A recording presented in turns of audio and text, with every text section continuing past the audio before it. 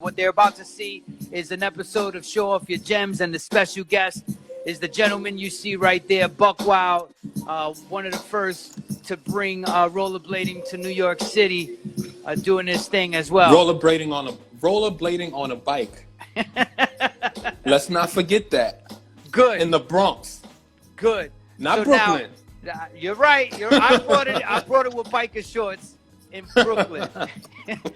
Buck, I know you got music under, and that's cool. I usually, I want to be able to hear you and you hear me. Oh. There he goes, playing beats. Who does that? Producers do. Man, I'm still searching for the perfect beat, man, you know. And I love that. That's what I do. I like to have records that last for 20-something years, and this is how you do it. I'll sit there and it's like I'll listen to a beat for 7 hours. I'll listen to this beat for about a week. Now, by next week, if I'm not tired of it, then I just need the right person on it. I'm not one of them dudes to be like, yo, I did 15 beats yesterday and just tuck them away, and they come out, and after it comes out, people are like, yo, I remember that beat you did. I forgot how it go. Yeah, yeah. So I'm sure you've created a lot of things, and we'll get to everything as much as we can. First and foremost, from the Bronx, what high school you went to? I went to school in Manhattan, graphic arts. Graphic arts, good.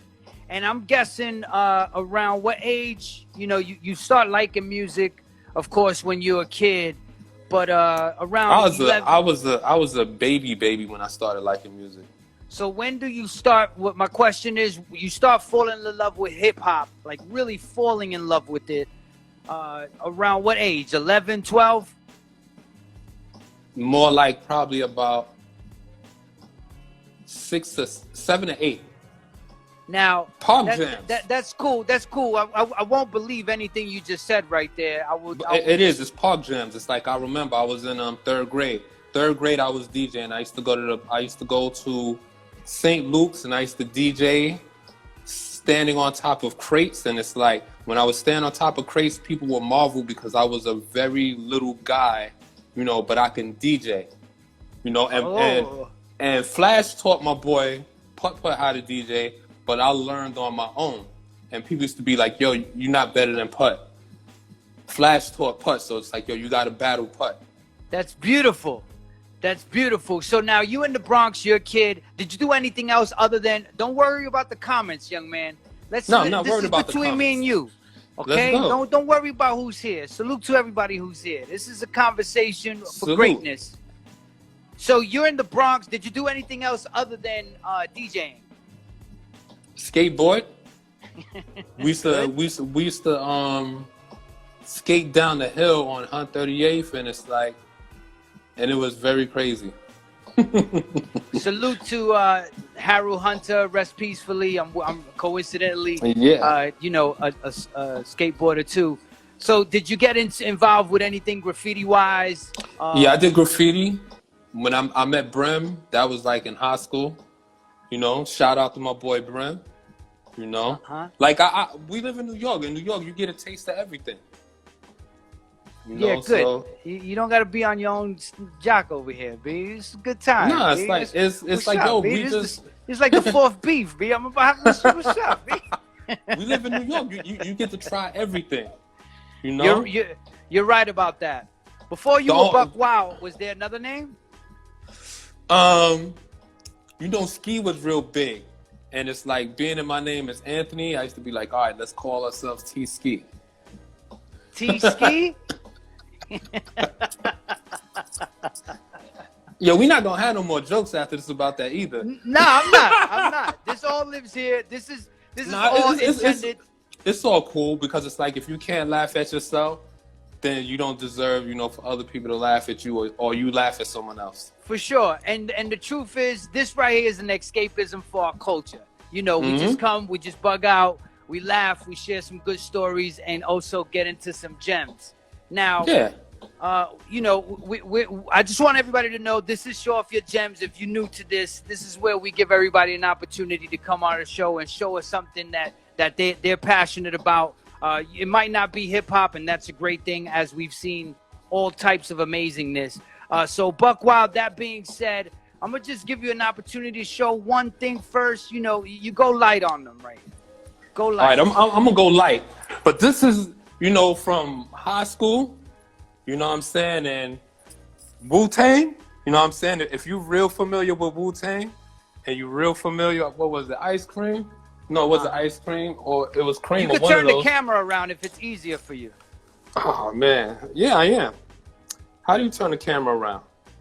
What do you got, the iPhone 1, bro? No, I got the iPhone 3. You know? It's a black and white. There you go. Here we go. You see, shout out to my boy Ray for making this famous. You know what I'm saying? That, like, if you're a hip hop person, then it's like, and your part, and hip hop is fashion, hip hop is all these things. You have to know this, the infamous Snow Beach. You know what I'm saying? I don't want to hear nobody talk about, oh, you know, I'm into hip hop and I know this, and Wu-Tang is my favorite group. Then you got to know my man Ray. Ray is cool with Ralph, and Ray makes things happen. You make my hair stand up with that, bro. That's a gem, and you got it a nice thing to keep it healthy as it's zipped up. Yeah. Yeah, it's like I'm a cultural dude, man. You know that. Sometimes you laugh at me about some things, but I'm a very cultural dude. Like you're a good person. You're a good person. That's what matters. And I'm hip hop. Like I everything that has to do with hip hop, it's like I look at it and it's like I don't take it with a grain of salt. I take it and I hold it dear to heart. You know, I take my memories. It's like looking at it, it's like I got, you know, and I told Finesse this the other day, I put on my Instagram, I was like, yo, you know, you was my mentor when I was growing up, and it's like I never took it lightly. I did 100 beats and you told me they all was whack. And I went home. There's that iPhone 1 action. And for me to do that, I think that I produced a lot of the greatest hip hop records ever. Are you there? And that you did, young man. Yeah, we are here. All right, cool. You know, do you hear me? Everything's fine. Testing 1 2, testing 1 2. You hear me? Do you hear me? Yeah, I can hear you and I can see you. That's okay, excellent. Wonderful. That says a lot. Good. So, you know, Lord Finesse is also my dad, because he inspired me to even come into this game, and I admire what you guys did as a unit. Now, you DJ'd for Finesse? Yeah, I DJ for him on tour for a few months or a few years or whatever. I DJ for Big L on tour. and you came into the mix because you already, you know, Show, Diamond, and Finesse were already homies. They were already there, and I met Finesse. Finesse was making mixtapes too. And like I walked into the record store, and Will from Rock and Will asked me, can Finesse do mixtapes at my house? And I was like, sure, that's Lord Finesse. Yes. What you think I'm gonna say? No? Uh-huh. And from there we became cool. Oh, that's beautiful.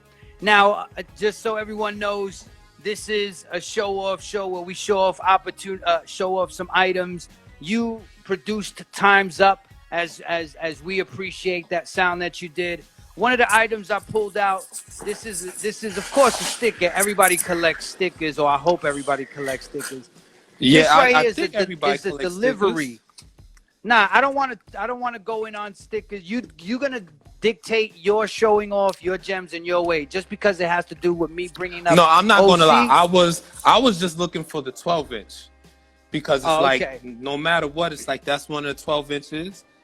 So this is the packing. This is the packing sticker. You put this on the envelope and you send that D.I.T.C, whatever they had over there at that time. That's crazy, you know. All right, so Buck, it's about you, brother. So what we doing here? Show off. See, like for me, this is barely sealed, and this is the original 12-inch. That's not the 12-inch that was a reissue. You know, you can see the holes in it, so that's how you know it's a promo. So, you know, that was the original, and it's like I looked at it. That was like one of my first records, and it's like that's why I say like these things I hold dear. Like I don't have everything that I had because I produced 1 million records. I would have a smorgasbord, but it's like that record right there. That's my baby right there. You know, that's the one to me that started it off. And then it's like after that, and I don't have this record either. It was the Funk Dubious remix. That was my first remix. And it's like, look, yeah. Oh my God! So looking at it, it's like, stand up. Yeah. So looking at it, and it's like, you know, I was a big Pete Rock fan. Okay. And Pete had the most fire remixes ever. Yes. So when I got my first chance to do a remix, I'm like, okay, cool. It's not Pete Rock, but it has a different vibe. But then for everybody to kind of fuck with it, and you know, and they like the vibe of the record, I was like, wow, this is kind of dope. And after that, you know, I just started doing remixes galore. I just kept trying to have my crack and trying to take Pete Rock out. Yeah. So you're alluding to the next battle that's on Versus? I'm joking. But nah, people come on with the come on, get down with the get down. That remix took a good song and made it like forever classic. Busta hears it in a van on tour. Elder Sensei's playing it, and he's like, "What's that?" And then he says he wants to get on it, and Elder Sensei's like, "Yeah, all right, you're Busta. You're not getting on this." Lo and behold, you know, Elder Sensei was the weed dude who go to studios, and he and Busta had him come by with that beat, and the remix happens. What are some remixes that were like really stood out for you as far as a guy who remixed some joints? Let me see, remixes. One that definitely does is Bushwhackers. Matter of fact, that was the original record. You know, I.B. like the Misfits. Yes. Oh, here's one that I always hold dear, especially now. Special Ed Lyrics.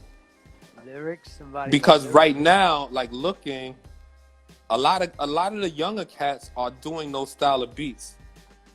Yes. And it's like, you know, it sounds like they're doing on the SP404 something with those type of sounds. But it's like, who would know that years ago when you're doing something, it can be a sound that people would pick up on and they would run with it even in a time like now. And that was like, I love the remix, but I was like, yo, after I did it, I was like, yo, people ain't really fucking with it. But I didn't care because I loved it. Another record was Bring It On, you know, Organized Confusion.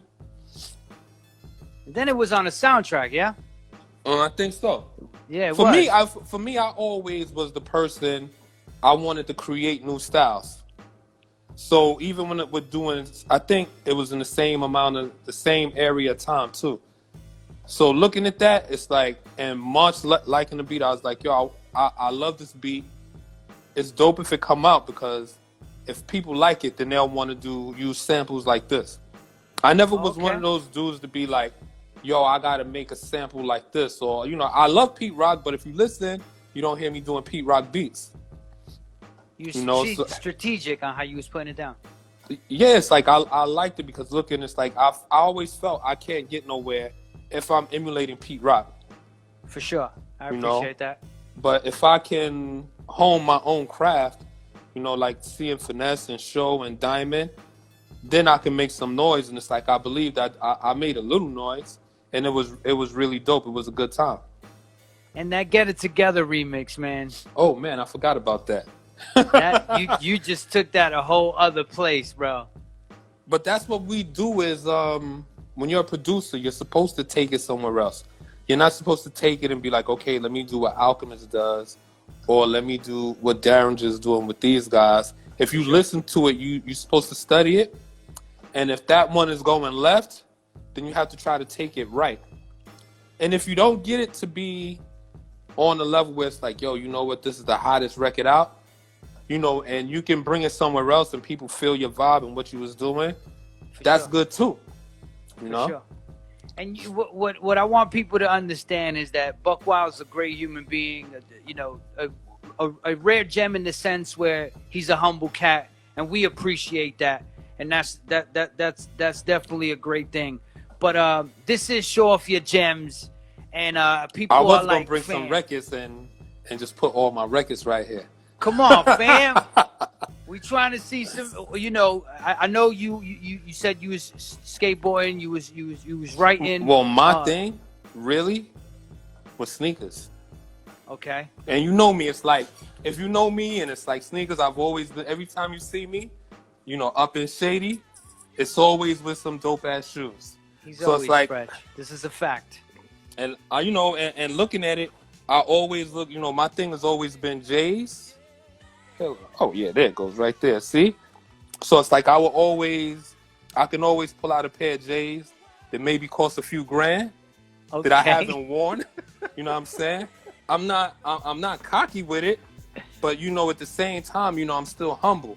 Or I can take some forces, you know, that might be about a grand also. Turn the camera around. Let us appreciate the you know, the silhouette, the way it looks. I got you.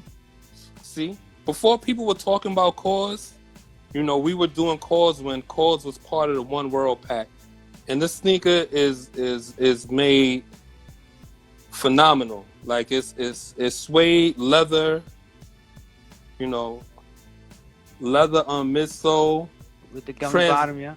Translucent midsole, translucent bottom. Woo. With, you know, with Cause's name all through it, you know,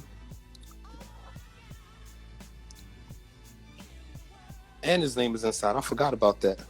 You know. Let us admire that, bro. That's a great. Yeah, there you go.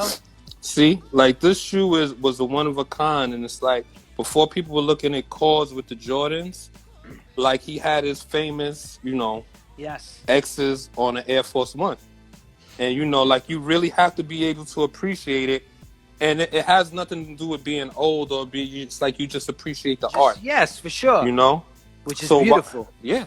So if you can imagine, the other causes, you know, the Jordans are about $1,500, $1,700.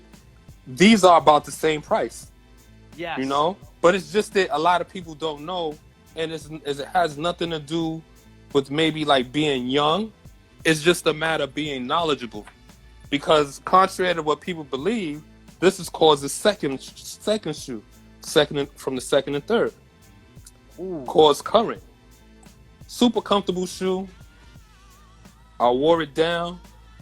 That's the thing you do with sneakers. Clark always told me, wear your shoes. So when you wear your shoes and you see, there it is right there.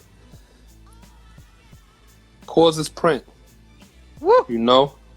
And this is what we do. Like, even as part of hip hop, we're part of a fashion culture. And that culture is always to have the best stuff, the dopest shit, you know, the most flamboyant shit. And most people don't really understand it. Some people are like, yo, you know, I want to be a hype beast. This is what everybody wants. I want that. Shit, when they had these, it's like, I think they had like 40 pair. They have 40 pair, and it's like, I just happened to get both of them out of Mercer. You know? Okay. There's a black one, and then there's a white one. You know, you see Cause's famous, you know, X's. You know, you can see the X's there. Also, you can see his print inside. You know, and to me, that's what it's about. It's about like, yo, you know, if you like it and if you feel it's fresh and it's dope, like, yo, you know, you wear it, you put it together, and you make that yours. So same thing my man Ray did. So when it goes to fashion, how did that bug hit Buck? Oh, it was always there. I was always a sneakerhead. Like, for me, most people, if you know me and you're from my block. All right, so we're looking at the top of your head. Come on, bro. Nah, that was, there you go. Like, if you know me, like, even from growing up and hanging out, even, you know, as a preteen, a teenager, you knew it's like I always had some fresh kicks and I always had a fly leather. Was there a fork in the road where kind of like being from this city, you know, as especially in the early 90s, was tricky navigating, and also in the late 80s was tricky navigating for you to say, you know, I'm gonna fall back on the street energy and just focus on being into music and the art form that I love? Well, to me, and I can honestly say this, it was a time wanting to DJ. I just stopped buying sneakers. I stopped buying jackets, clothes, everything. And the only thing I did is like I took all my money and I bought DJ records and I bought DJ equipment and stuff like that. I left everything alone and didn't care about nothing. I stopped getting haircuts, everything. You just like gave I was yourself to the whole culture. Yeah, I dig it. Yeah, it's like it was almost like I had the pandemic then. Yeah, nah. It was devotion and it pulled you in. And that's yeah, because it's like, yo, I love the music. It's like I was a person. I used to buy Kid Capri tapes religiously. I used to buy albums religiously, and it's like every what, Tuesday or Friday, whenever it was when albums came out, I would go right down to 42nd, and it's like, and whatever was coming out, I would cop. You know, I didn't really care. There was no such thing as it being whack, because I always felt like every album's going to have at least one song on it that's dope. You know, and every artist has a special thing about them where it's like they're going to give you an incredible record. And what is that? What's an artist that you personally took to, that you gravitated to? Kwame. The rhythm. I dig it. No, I had him on the show, and it was the same scenario where I was a fan of his, and I even boosted Polka Dots because of him. And Granddaddy IU was another person who I remember like. Oh, Granddaddy IU was being the super truth. You know, and it's like sometimes it's like that's when you know you're into it, because you're not going after the Chuck D's, the Kanes, and the Rakim. You're hitting everybody where it's like that people aren't really touching like that. And even as far as even with Latifah, like most people wouldn't think that either, but it's like I had every Latifah record. You know, it was no discrimination, because it's like she's a female. It's like, yo, it was only dope hip hop. So for me I agree, and I also feel that I think we are from a time where we didn't look at it as female MCs. We just looked at it as dope. That's how I looked at it, at least. Yeah. And even with fashion, it's like whatever you wore, you didn't look at it a certain way where it's like, nah, I can't wear that. However, you can freak it. And even when you look, that's why I say looking at the colorful polo stuff, people don't understand that then. But even back when, it's like we would take polo and Nautica. Like I remember it was a Nautica Goose, which was all color blocks, and it was so mean. I had it in high school. And it's like people don't understand. Like nowadays, if you say Nautica, people might be like, man, I'm not wearing Nautica. I'm not wearing polo. Dude, you don't know what you're not wearing, because it's like... there was a store, MBO, that used to be really good on 23rd. Yeah. We used to boost from there, but it was hard because you had to take an elevator to get to it, and to come down, you had to go through the fire exit. It's like... Nautica was a thing. Yeah, most of the cats from Brooklyn who went to school with me, like a lot of times they came back to school selling, and that's how I really got the first taste and glimpse of it, of a lot of these pieces. Because when they came in was like they had their jacket on, and it's like they'll be pulling mad shirts and stuff off, and like, oh, you know, how much is this? And they'll tell you your price, and you're like, all right, cool, let me get that. And it's like you might walk away with 3-4 pieces, you know, and they walk away with a pocket full of money. Yeah, for sure. I mean, it was a commerce. I mean, same for me with, you know, going to record labels, getting the promos, going to the school and selling the stickers, whatever it was. I was just moving whatever was the cool then. But man, it's about gems, man. It's about gems. Right. You know, and these things that we have or we had, it's like, it's nothing that people can look. And it's like, even now with polo, I still look to a lot of things that people will remember or they won't remember. It's like when new people see it, they won't understand. And because they don't understand, they don't get it, you know? All right, and so now this is your moment, Buck. I ain't saying nothing. I just want to be in awe. Hit us. Well, being that this is your thing too, because, you know, I know your style, you know, I'll just pull out, you know, maybe one or a couple of things that you can appreciate. You know, because appreciate everything, bro. Yeah, but this you'll appreciate, man. You know. See, the difference is that's in there. That's a stitch. This is like a serious situation in there. Yeah, like, you know, I take it serious, and you know, I'm not one of those dudes that do it because everyone. But let us appreciate that. We see your chin. I want to appreciate the pieces that you show. You like go back to your face, and I love your beautiful mug. I gotta go back to my homie, cause going back to my homie, he's like, yo, for him, and you know, people only appreciate him because of that. So when cats see this, Yes. you know, they're like, you know, in awe because, oh, you know, that's cause. But do you know who cause is? It's like a lot of these cats who are buying and into cause now, they have no clue. Most of us was down with since the DJ days. You look at this is such a beautiful shoe. Like the way it's made, man.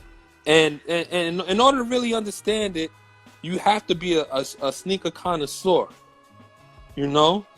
This is beautifully made, and it's like this shoe is maybe almost 2,000 because of these things. Not because of it's like, oh, this is cause, it's a cause Jordan. No, the way it's made, it's like this is one of the finest made Jordans. You know? Understand, you know. And I just think a lot of people who do the hype, they don't understand. See?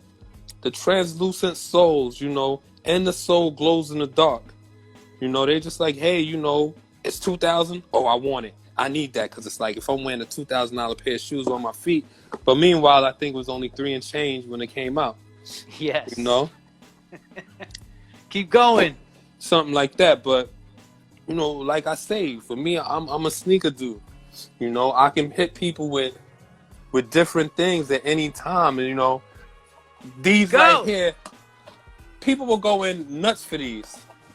It may be another $2,000 shoe, but to me, it's only, you know, $150, $160, $180 Jordan, you know. I don't really care about the markup. I just care. I like dope stuff. For sure. You know? And because I like dope stuff, you know, this has always been my thing. So people like, yo, take the time, man. I know. I'm so hyped. I hope y'all hitting them diamonds and them hearts. He just got me in awe. See, this is the Union Jordan, you know? And it's so ill because it's like I'm one of them people. You know, people think like, oh, you know, you get your shoes because, you know, you produce your the call, my homie. Shout out to my man Jay from Undefeated. And he called his people over at Union and they held me down and and I ate, you know? So because I ate, it's like, you know, I do like anybody else who has a love for something. I make the calls. I put the calls in. Put the effort. You know? I put the time in. Even with artists, if I like an artist and I want to work with them, I put the time in. I call who I need to. Last time I worked with Nas, you know, I put the call in. And when I put the call into Salon Remy, he called Gabe. And he was like, yo, you know, Buck wants to give Nas beats. Gabe gave me his email, and it's like, I sent him about 8 beats, and it's like, he picked about 7 for Nas.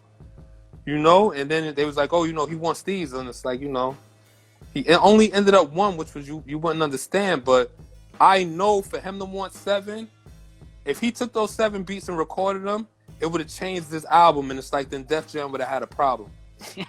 That much I know about Nas. I worked with Nas quite a few times.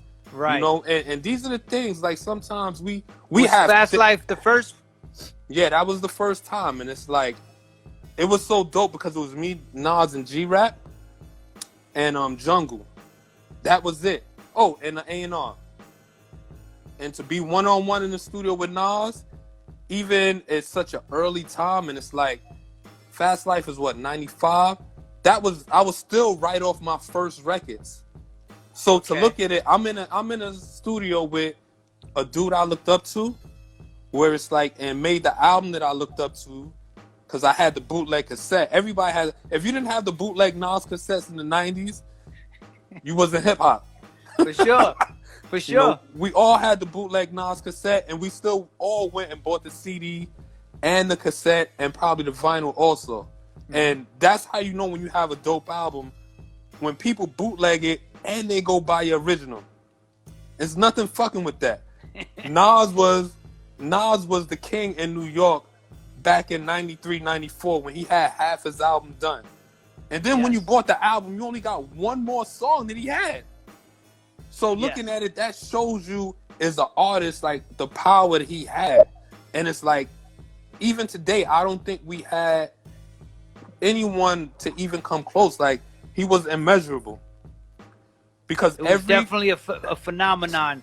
Now, you were saying that I think it's also the effort that you put to getting a piece, like those sneakers, the undefeated joints, the union joints. You know, I think those what make it extra special. What other you know, what crazy or just extra miles you went to for items or music as well? Because this is the fragment, right? I remember having this. And not for nothing, I got these in the mail. But I hung out with my boys who were, you know, they flippers. They flip shoes. They resell. Yes. And it was 0 degrees that All-Star weekend. And it's like, I can remember my dudes is out there, and it's like everybody's like froze. They frostbite, everything. 2015? If that was the year, yeah. And then it's like then coming home and seeing the Jordan box, opening the box, and I pull out the Jordan 1, and this is what was there. That's when it's like, you know, when I'm like, okay, cool, that was dope. So, you know, you see a lot of cats in the industry with shoes, but it's like most of mine I've earned. I don't come home all the time and get a box. But with this one, I had the box. I was lucky, you know, and it wasn't that many pairs. So it's like, I'm like, okay, cool, I appreciated it. But I still don't even mind having you know, I pay. You know, and it's like I have to go out, and it's like I have to do whatever it is. Oh, this is coming out? Oh, I got to figure this out. How am I going to get it? And make 20 million calls and then pay the money. I'm not one of those dudes. I don't care. Yes. Really, I look at it, it's like, if you know, when you know hip-hop and you know me, I should have that at my doorstep every week. Because I believe even with most of the cats that they do send stuff to, like, you know, I have a lot of my collection in storage, but I still believe my collection is immeasurable compared to them, because it's like every shoe has a story where it's like even knowing it, and it's like a lot of them they don't even know. They like, oh, you know, I just need the fragments. Wow, what's so? Oh, they dope. They just black, white, and blue. Yeah, right. So you really don't know shit about what you're trying to get, huh? You know, and that's what it's about. That it's about having a story, and it's like I didn't mind hanging out. Like even the cause runners that I showed you. Going and, you know, being in the store with 300 people. 300 people, and we still ended up with a few pair. That's a story where it's like you can appreciate. For sure. You know, because it's like we went to Mercer, which, you know, on 21 Mercer Street. And this is before anyone was really doing sneakers. So I would go there with my buddies who were sneaker resellers every week. And even though they sold sneakers, it's like, they were selling sneakers for $200, $300, $400. It's not like now where it's like, oh, you know, I want $2,500 for these shoes that just came out. No, they did their thing. Huh? Now, definitely, you was coming in doing DJing at a young age, and you definitely embraced fashion at a young age, as you mentioned. Were you ever into any sports? Wasn't really that good with sports. You know. So I would be like, all right, cool. My thing was always DJing. Ever since I heard the first Park Jam, I feel like, you know, that movie where it's like, yo, I fell in love with hip hop. When I heard the first breaks, it's like I had breaks before I even really know. Like my sister has pictures of me with 45 whatnots, etc., where it's like, I'm like, wow, you know, I could probably sample so good because it's like I was destined for this. It's something that was always in me. That's a lot of great energy to take in, because I know it comes from a pure place in a pure time when it was all new to a lot of people, even in the early 90s, where you know, it's something that took over our souls. But you showed us some amazing kicks, and you showed us the snow beach like it was no problem, and that was the one that you said you went light on. So I love your attitude on that. But, you know, it's only a jacket, but it's like to people who look, and it's like, yo, oh, you got the snow beach. You saying something, you know? And it is what it is. Like, yo, what we go for, it's like we covet these things, but it's like we know at the end of the day, it's still just a jacket. Yes. You know, to others, they look at it and hold it in higher regards. But You've just worked, because we, huh? They hold it in higher regards just because. Continue. They hold it in a higher regard because it's like they feel like, oh, that's the one thing that everybody can't get.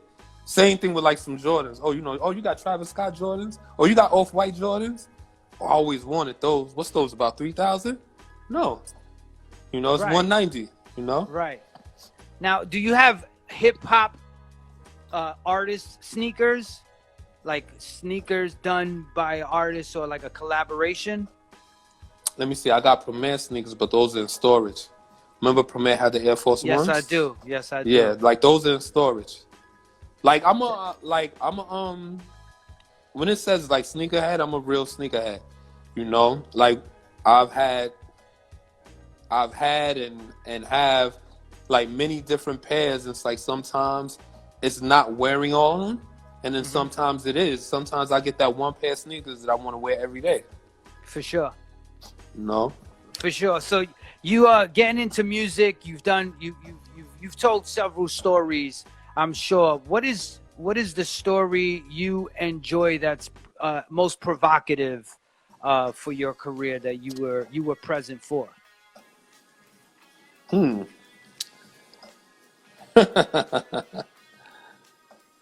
Let me see. I remember having one story, and this has to do with like Big and R.A.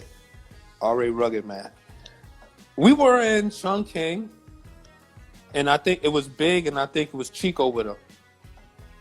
And you know, Big's on the phone, and R.A.'s in with his boy, and R.A.'s man is pissy drunk. And he walks up to Big, and he's like, "Yo, smack me, Biggie." And Big's like, "Yo, this dude want me to smack him." He's like, "Yo, is he bugging?" And he's like, "Yo, smack me, Biggie." And Big's like, "Yo, turn around, I'm right." That's the man. Turn around, I'm right-handed. So he turns around, and he has the phone in his left hand, and he takes the palm in his hand, and he brings it from fucking West Bubblefuck. And Big smacks the shit out of him. And you can see the handprint on his face. And he stumbles around, and he almost falls. And he's like, "Smack me again, Biggie. Smack me again." He's like, "What? Yo, hold on. I got to put the phone down for this one." So he goes, and it's like he's about to smack him again. He hauls all the way back. He brings the hand past West Bubblefuck. He's like, "Yo, hold on. I felt it." And I was like, "Yo, this is crazy." So to me, sometimes like I look, knowing Big and being around Big, I've been around Big for a few nice moments where it was really funny, and you know, those are things. It's like it's not tangible where you can hold, but those things right there, those memories are worth more than a lot of things that I have where it's like something I paid for. So that's beautiful. There's a few reasons why that's beautiful. Now that's like a sport of men slapping each other in the face, right? But the other thing that is great for the Showoff Your Gems viewers is that our guest tomorrow is R.A. the Rugged Man, the very gentleman that he talked about. I think I'm going to have to come in and just pay respect. But you know they never would let him in his label, right? Oh, I've witnessed some things. He was intense. He was committed, and somebody who I definitely seen the hunger, because he walk around with a Rolodex, like the old school Rolodex, like the actual.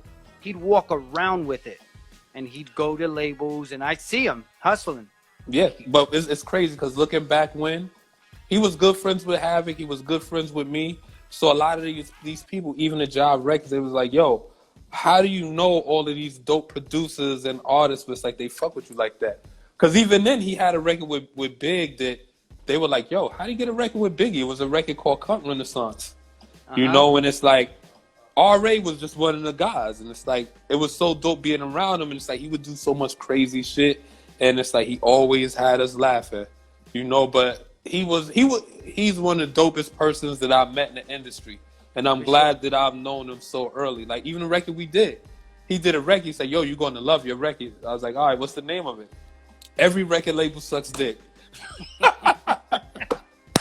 You know, he would say what most artists are scared to say and what most artists are scared to do, and it's like, in order to really sign RA, you had to be a person where it's like you had to be able to stomach him. For because sure. Mr. Thornton, he was a whole nother animal. A whole nother one. And, you know, after a while, Job got tired of it, where it's like, oh, you can't come to the building. How do you have a guy signed to the label? He can't enter the studio, and he can't enter the label. It was a different time then, and definitely someone who was he made it interesting, you know, and Super interesting. Something I admire in a game where a lot of people kind of hold in their real personalities. They try not to smile in public because to them it doesn't look cool. But I admire that authenticity about him. He wasn't scared to say what he wanted to. And anything the fact that he did that was pretty funny. Every record label sucks dick. Yeah, it's crazy, man. Like, I look as a producer, it's like I've done a lot. Some are hits, some are classic records, some are just folklore, you know. But it's like just I believe that everyone has to have that. What's that joint that you did that didn't get released? For who? I'm just asking overall, generally, like. Oh, Premier that was did a Madonna record that never got released. Pete Rock did an intro joint. He told me something. You know, there's joints that producers do, and you know, it falls on the floor, and it's all good. That's part of the game. They probably were remixes. Like I remember, I had Life's a Bitch remixes. You know, Black Sheep remixes. I think I had a couple Brand Nubian records that didn't make it. You know, but most of the times it's like I've had records that made the cut. You know, beautiful. So it's like if it was a batting average, it's like I would have a high percentage. You know, even though most people wouldn't know who did it, but I look and I'm like, yo, you know, if you really understand my discography, you bow down and pay homage. For sure, and I'm definitely one of them. Rock On is the Funk Dubious joint that you was talking about that you need. That was my shit. That was a great one. This is Showoff Your Gems, and we need a gem, B. We need a gem before you out of here, because you're real comfortable in that chair. Man, one of my favorite gems? No, show us a gem. What are you show speak us American, a gem? B? Nah, I speak Chinese.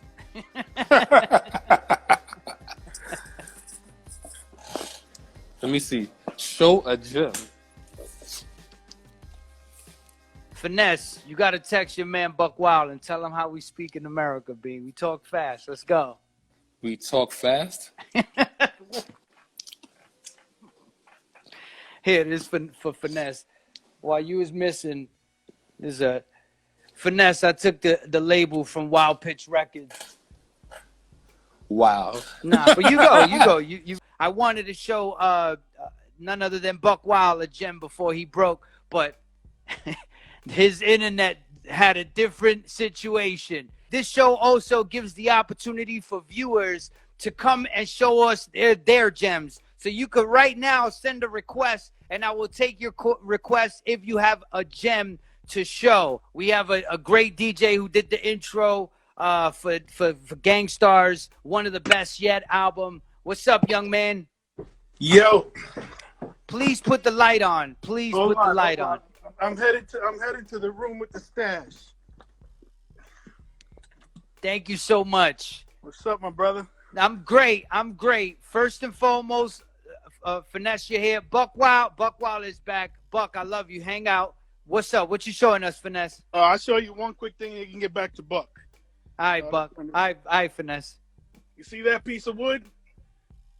Yes.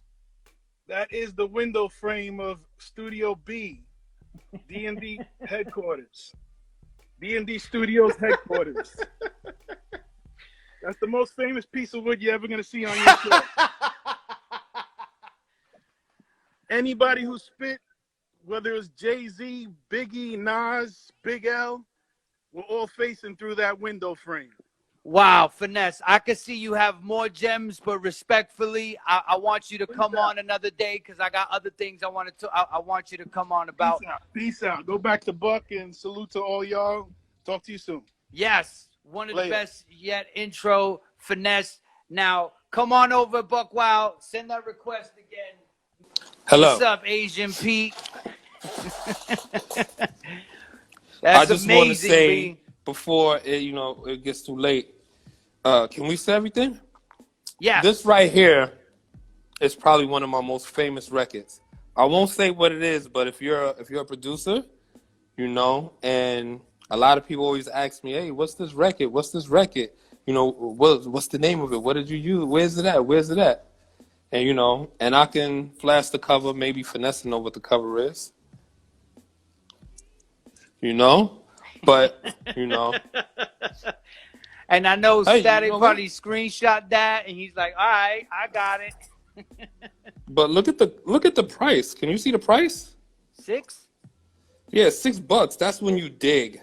What? I'm not one of those people where it's like, "Oh, just send me some records."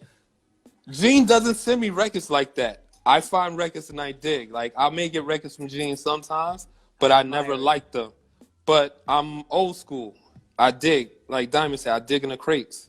For sure. So, I just You'd wanted be to out share there that. with the I was told the story where you used to dig and you'd have like rats come down because you guys would be in the basement of a record store. Oh, we was in Pyramid. And Ness left because he started hearing rat noises. But it was very nice. I caught a nice gem for $20 and it's one of them records to sell for 100, 150. But Nice. Those are the things we used to do. And it's like we did anything just so we can get the tools that we need to make the records that we make. For sure. So, and I look and it's like, even with that, like priceless stories and priceless artifacts that we dig up, those are the things that make, our hip hop, what we do, priceless. Where it's like, you couldn't pay for that. Well, Buckwild, I'm going to tell you, you as a human being, as a producer, you are a priceless individual. I love everything that you've done, and you're inspiring to be around. And before you break out... it's always nice being around. You know what I'm saying? I can't wait till we out of here, It's all good. So we can keep practicing social distance. Beautiful. So before you go, if you can, leave us with some inspiring words, something that keeps the battery in your back full and keeps you working from when you was a young kid standing on crates to now. What keeps you going? The best is yet to come, man. The best is always yet to come. So whatever you do today, it's always something better for tomorrow that you're going to do. So just keep focused and keep striving. Can you play that song that you just showed us the vinyl for? The 45? Oh, it's like, I don't have the turntables hooked up. Good. That's cool. I just catered to, that was Static's question. I just wanted to appease him with the question he asked. But Buck, thank you so much, brother. I appreciate it greatly for you being a part of this. I appreciate you guys, man. I appreciate it anytime, all right? You got it. All right, so... This dude is all the way in, I think he's in Belgium, so it's like 2 a.m. over there, so I'm going to give him a shot. What's up, young man? Oh, he's in Lille. This guy's in Lille, France. We met. Yes, we did. Lille. Yes, we did. But I'm close to Lyon. Lille, I remember. Yeah. What, you can see me? Your internet is what we called in the United States trash. It's atrocious. I got you. Translate the word basura and you know what you're going through right now. I will for sure. Shout out to Buckwild. Shout out to Buckwild. What up, Statty? I'm gonna show off my Gucci collection. Yeah, do it. Yo, so one of the first pieces I got from Dapper Dan. This is one of one. This is one of one right here. Shot my man Dap. Then, this is another one that I designed with Dap. We put on the zipper hood on this one. Shit is crazy. One of one. Woo! Now, this is why I love this jacket. Stat, turn it around. Yeah. Turn it around. The embroidery please, if you can get that, that's what makes this jacket so beautiful. That's all embroidered right there. None of that silk, no silk screen there. That's a gem. One of one. Let me see. I mean, I got the new, what's this called? Like a poncho or some shit. The low, you already know what I do with the low. These are all unworn. I've been waiting for, to get out of the house. Let me see. You got to have the tour jacket, you know what I mean? Woo!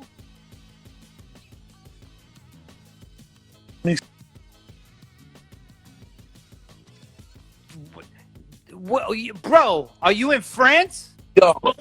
Yeah, I'm in France. Hold up. Yes. I mean, I could go. I just set this up today. No. Stay right there. Stay at that. Hold on. I didn't even peep that the back.